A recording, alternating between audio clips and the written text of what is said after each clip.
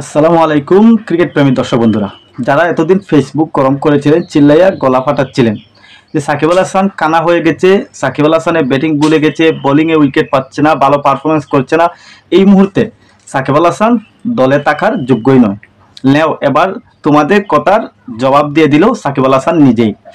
কারণ সাকিব আল হাসান বিশ্বে একজনই, সাকিবের মতো দ্বিতীয় আর কেউ হবে কিনা তার সন্দেহ আছে। দর্শক বন্ধুরা, সাকিব আল হাসান দীর্ঘদিন থেকেই অফ ফর্মে যাচ্ছিলেন, ভালো পারফরমেন্স হচ্ছিল না, এতেই কিন্তু অনেকে অবহেলা করছিল। কিন্তু সাকিব আল হাসান এমন একজন ক্রিকেটার যে ফিরে আসে মুহূর্তের মধ্যেই, আর এমন ম্যাচে ফিরে এসেছে যেই ম্যাচে বাংলাদেশের প্রয়োজন ছিল সুপার 8-এ যেতে।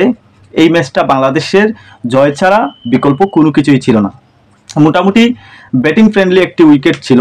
এই উইকেটে যখন লিটন দাস, নাজমুল হোসেন শান্ত ব্যর্থ, একদিকে দাঁড়িয়েছিলেন তানজিদ হাসান তামিম, সেখানেই পার্টনারশিপ গড়ে তুলেন সাকিব আল হাসান এবং শেষ পর্যন্ত ইনিংস শেষ করেন 46 বলে 65 রান করে।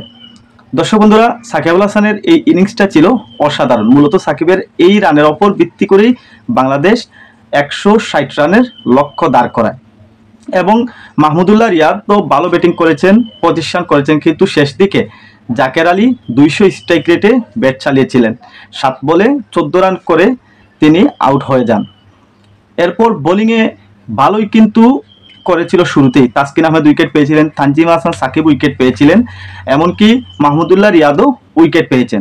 কিন্তু নেদারল্যান্ডসের ব্যাটসম্যানরা কিন্তু লম্বা একটা পার্টনারশিপ গড়ে তুলেছিল, আর এই পার্টনারশিপ রীতিমতো বাংলাদেশের জন্য হুমকি হয়ে দাঁড়াচ্ছিল।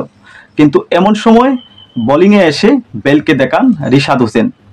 দর্শক বন্ধুরা, বাংলাদেশের একমাত্র লেগ স্পিনার, বাংলাদেশ ক্রিকেট টিমে লেগ স্পিনের কোনো সুযোগই দেওয়া হতো না, অথচ এই রিশাদ হুসাইনই বর্তমানে বাংলাদেশের স্পিন বোলিংয়ে রাজত্ব করে যাচ্ছেন। বিশ্বকাপে পরপর 2টি ম্যাচে তিনি 3টি উইকেট করে স্বীকার করেছেন এবং এই নেদারল্যান্ডসের বিপক্ষে যখন তিনি 2টা উইকেট নিয়েছেন, নিজের লাস্ট ওভারে, চতুর্থ ওভারে তিনি পরপর 2টা উইকেট তুলে নেন। আর এই 2টা উইকেট তুলে নেওয়ার মাধ্যমেই বাংলাদেশের নিকটে বা হাতের নাগালে চলে আসে নেদারল্যান্ডসের বিপক্ষের ম্যাচটি।